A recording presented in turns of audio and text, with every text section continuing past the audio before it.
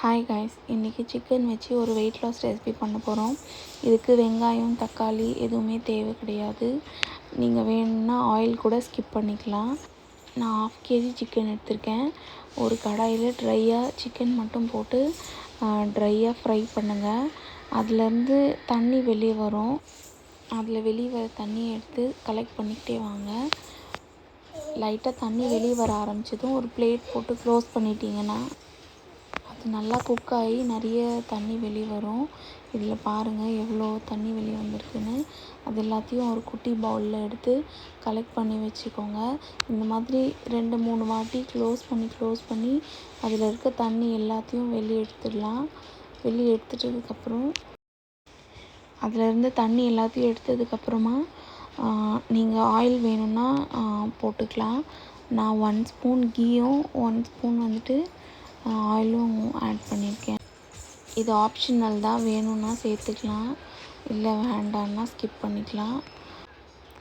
ஏன் ஆயில் நான் சேர்த்துருக்கேன்னா ginger garlic paste அப்படியே ராவாக சிக்கன்லேயே போடுவேன். அதனால் அது கொஞ்சம் குக் ஆகிறதுக்காக ஆயில் தேவை. அதனால தான் ரொம்ப கம்மியாக 2 ஸ்பூன் மட்டும்தான் சேர்த்துருக்கேன். உங்களுக்கு வேணும்னா சும்மா 1 ஸ்பூன் கூட சேர்த்துக்கலாம். ஒன்றும் அதனால் எந்த டேஸ்ட்டும் ஆடும் ஆகாது, கம்மியும் ஆகாது. நம்ம இஷ்டம்தான். நான் எனக்கு ஜிஞ்சர் கார்லிக் பேஸ்ட் குக் ஆகணுங்கிறதுக்காக கொஞ்சமாக ஆயில் சேர்த்துருக்கேன். இப்போ பாருங்கள், அதிலேருந்து கொஞ்சம் தண்ணியையும் நான் எடுத்துகிட்டு அதுக்கப்புறமா தான் ஆயிலும் கீயும் சேர்த்துருக்கேன். சேம் குவான்டிட்டி தான். 1 ஸ்பூன் நெய், 1 ஸ்பூன் எண்ணெய், அவ்வளோதான். உங்களுக்கு வேணும்னா கூட குறைய சேர்த்துக்கலாம். பட் ஆனால் ஆயில் 1 ஸ்பூனாச்சும் சேர்த்துக்கோங்க. அப்புறமா ஜிஞ்சர் மட்டும் போட்டுட்டு நல்லா பெரட்டி விட்டாச்சு. அதுக்கப்புறமா கார்லிக் பேஸ்ட் போட்டுக்கலாம். 1 spoon ginger, 2 spoon garlic paste. இது நல்லா குக் ஆகிற வரைக்கும் நல்லா கிளறி விடுங்க.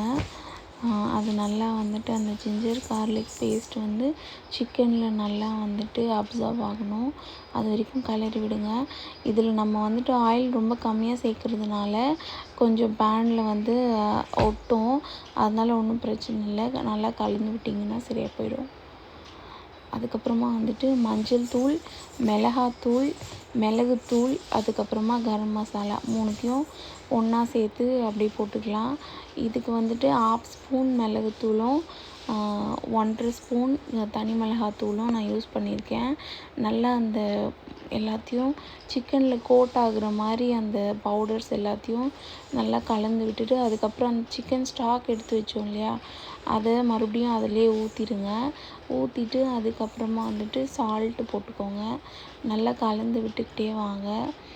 அதுக்கப்புறமா ரொம்ப சிம்மில் வச்சு தட்டு போட்டு க்ளோஸ் பண்ணிவிடுங்க. தட்டு போட்டு க்ளோஸ் பண்ணதுக்கப்புறமா நல்லா அது அப்படியே அந்த மசாலாலாம் சிக்கனுக்குள்ளே இறங்குற வரைக்கும் வெயிட் பண்ணுங்கள். அதுக்கப்புறமா நான் எக்ஸ்ட்ராவாக இன்னும் ஒரு 1/2 டம்ளர் தண்ணி ஆட் பண்ணியிருக்கேன். அந்த சிக்கன் நல்லா அந்த மசாலாலாம் குக் ஆகணுங்கிறதுக்காக இன்னும் கொஞ்சம் தண்ணி ஆட் பண்ணி தட்டை போட்டு மூடி வச்சுருங்க. அவ்வளோதான், முடிஞ்சு. இதுக்கப்புறமா திறந்து கிளறி விட்டுட்டு கருவேப்பிலையும் பச்சை மிளகாயும் போட்டு நல்லா லோ ஃப்ளேமில் ஒரு 2 to 3 மினிட்ஸ் விடுங்க. அந்த பச்சை மிளகாயோட ஃப்ரேக்ரன்ஸ் எல்லாமே அந்த சிக்கனுக்குள்ளே இறங்கி டேஸ்ட்டு சூப்பராக இருக்கும். ஒரு வாட்டி தனி மிளகாத்தூள் தான் இதுக்கு யூஸ் பண்ணணும், குழம்பு மிளகாத்தூள் யூஸ் பண்ணக்கூடாது. அப்போ தான் இது அதை கரெக்டான அந்த டேஸ்ட்டில் இருக்கும். ஒரு வாட்டி ட்ரை பண்ணி பாருங்கள், டயட் இருக்க போரே அடிக்காது. தேங்க்யூ.